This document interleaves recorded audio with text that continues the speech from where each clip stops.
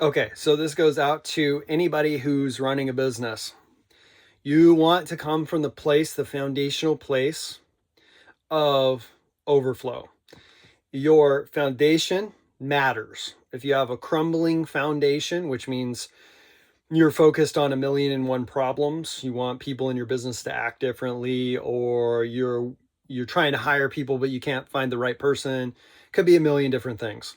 Or maybe you're struggling to get leads, you're struggling to close sales, doesn't matter. Your foundation of overflow, you coming from abundance, actually does matter, because when you are in contraction is when you're in fear, or when you're in confusion, or when you are at a place where maybe you're focused on complaining, or you're in resentment. Your energy field is literally contracted. And when you're filled with the Holy Spirit, for example, your your energy field expands like crazy, because when you're filled with the Holy Spirit, or you could say overflow, I don't think they're related, but not exactly the same thing. You expand your energy field, because being filled with the Holy Spirit of God actually does expand your energy field and makes you more magnetic. And so the best way to get into overflow is to be filled with the Holy Spirit. If you're not filled with the Holy Spirit, then the next best thing would be gratitude and appreciation, appreciating your life, counting the abundance of trees outside your window, counting the abundance of leaves that are falling in the fall, counting the abundance of teeth that you have, counting the abundance of good times that you've had in your life, counting the times when you thought that your life was over and then something changed in your favor, counting that. You're already abundant. The best place to start from is past scarcity, is in the truth of abundance, the truth of overflow, preferably filled with the Holy Spirit. If you can't be filled with the Holy Spirit because maybe you're not aligned with that, then at least go into gratitude, at least go into appreciation, at least acknowledge that amazing things have occurred for you, will occur for you. But like in the spiritual community, you're always telling people or hearing people talk about that the story that you tell matters. And this used to be super confusing for me. Like, what do you mean? And it's because they're not teaching that what you put out is related to what you're getting back. And that when your energy field is expanded through overflow, feeling on fire for Jesus, filled with the Holy Spirit, good things just start occurring for you as they were originally intended to, before you got trained. In my book, Gratitude, the Master Frequency, there's a section on there talking about how the schools indoctrinated us into thinking in certain ways and certain patterns to create workers, not business people.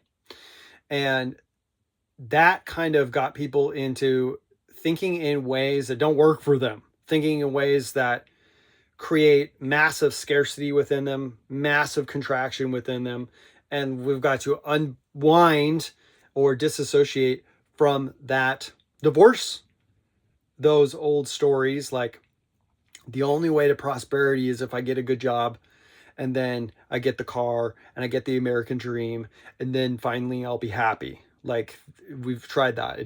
That doesn't work. Okay, we've seen millions upon millions of people saying that wasn't it. That wasn't it. But I'll tell you what is it. You plugging your vacuum in. You plugging your vacuum in and getting excited again, and staying in a really good place, a state. And this becomes a practice, and it's not always easy. I'm not saying you have to be high vibe 24/7 to get everything you want in life. That old like saying like you got to be high vibe all the time. I don't believe in that. Okay? I don't believe in that, because I've been down before many times like you have, and amazing things have occurred out of that, including lessons. The whole point here is to say, and this is how I said it to a client recently, is imagine you're an iPhone, and where's your battery at? Is your battery at 5%, or are you full? And then what fills that battery up? What charges you up? And to do more of that, focus more on that, and then see what happens. Because when you focus on plugging in the vacuum, your energy field expands. And when your energy field expands, you become more magnetic. And if you become more magnetic, your life starts flowing better. And you're not so clogged. The toilet is not clogged anymore. The toilet within is not clogged anymore. You're flowing. Okay. You're flowing as God intended. You're not clogged up. You're not clogged up. We don't want to be clogged up, right? So think about what's already great about my life that I'm not acknowledging. If I had to be grateful for 3 things right now, what would it be? What are 3 things I could be grateful for that most people would see as awful, but I could flip it to be grateful for it? What is the best time in my life? What is the top memory I have in my life? And can I focus on that and feel that? And then when I focus on that, my energy field opens up. It gets big and you feel amazing. Have you ever walked into a coffee shop or something, or even just like a supermarket, but there's somebody, you look at somebody and they're just alive. They're just vital. Maybe it's a child, or maybe it's just an adult that's just, you can tell they're feeling good. And on the flip side, have you ever walked into a grocery store or been in a coffee shop, just out and about, and you could tell somebody's vacuum was unplugged? They were down and out. For example, I was going out of a grocery store, just like on my way out in the car, and I looked to my right and I saw this old lady. She's probably 90. She's in a wheelchair and she's bent over and she's got a bunch of boxes on a sidewalk. And I'm thinking, what's going on there? But she just looked depleted, defeated, like the devil had won. And so pray for her. Increase prayer is another thing you can do to plug the vacuum in, to get your iPhone to 100. Increase prayer. One of the biggest revelations I had in my life is that I wasn't praying. I was reading about prayer, but I wasn't actually praying. And when you don't pray, you're not getting the benefits of praying. And the benefits of praying are your energy field opens. You feel better. You flood your body with incredible chemicals. Hopefully you're communing with the Lord. And just that alone makes you feel stronger, makes you feel more protected, makes you, as you go through the spiritual warfare that's going on in the world. Okay, there's spiritual warfare and it's a real thing. And I used to think, oh, it's a joke, right? That doesn't exist. Yes, it does exist. And you walking around lit up is actually the best thing you can do for everybody. You spread that. They can feel your energy field as you walk throughout life. If you come into a room, you go to a family party and you're just excited about life and amazed at things, you can affect how other people feel. If you go in with a negative vibe, let's say you're in a bad state, contracted state, resistant state, how do the people around you feel? They're not going to feel that great. They're going to feel like, especially if they're like me, like a very sensitive, I can feel people's energy. And so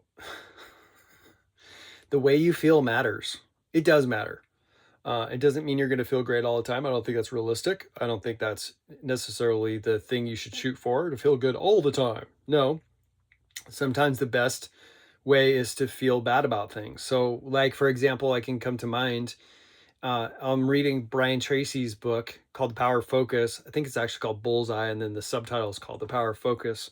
And in the final chapter, he gives a process where it's like, define the problem that you have in your life in detail. The second thing, I want you to go to the place mentally and emotionally where the problem doesn't get solved, but it gets like the worst it could get, the absolute worst case scenario. And I want you to go there. And then I think the next thing is to think about, if that happened, what would you do? If the worst case scenario happened with the problem you're dealing with actually occurred, what would you do? And feeling it, would you just accept it and be like, okay, that's not preferred, but it is what it is. Or, well, if that happened, then I would take this certain action, and actually going in there. And this resolves worry, because you're not, I need to think positive. I need to be uplifted. Never focus on the problem. Never focus on anything bad. That creates a weird psychosis. That creates mental like friction, I found. So you go to the problem and you think about the worst case scenario. And then you also think about, okay, now that you went in there and you've accepted it, you then go and do everything. Step 3, I think it is, do everything in your power to not have that bad thing happen. And I did this process, and I was like, it did eliminate worry. And it did, because worry contracts you and makes you less powerful. Even Jesus talked about, don't worry. The Bible actually says, do not fear. I believe 365 times. It's the thing that's said the most in the Bible is do not fear. So obey. Stop living in a state of fear, and fear and worry go together. So, but when you go to the worst case scenario, the worst, absolute worst thing that could happen in your mind, you confront the worry, and then you resolve it by accepting it, or by, if that happened, I would take a certain action. And then you do everything in your power to not have that thing happen and actually have it go the way you prefer. So hopefully this is helpful. What I'm just saying is business owners are not plugged in. Their vacuum's not plugged in, and they're trying to solve problems in their business with their vacuum unplugged, or you could say with their iPhone depleted. So you're at 5% and you're trying to like, how do I solve this? How do I solve this? How do I solve this? And you're thinking and you're in rumination, when really you want to go, stop. Let's stop all this. What would get me excited again? Maybe it's to go to sleep. Like, a lot of people need to rest, especially after these last couple years. They're rest, but then they're on the productivity hamster wheel. I can't afford to rest, right? And I've got this business to run, or these multiple businesses to run, and then I've got to think about retirement, and I got to think about all these things.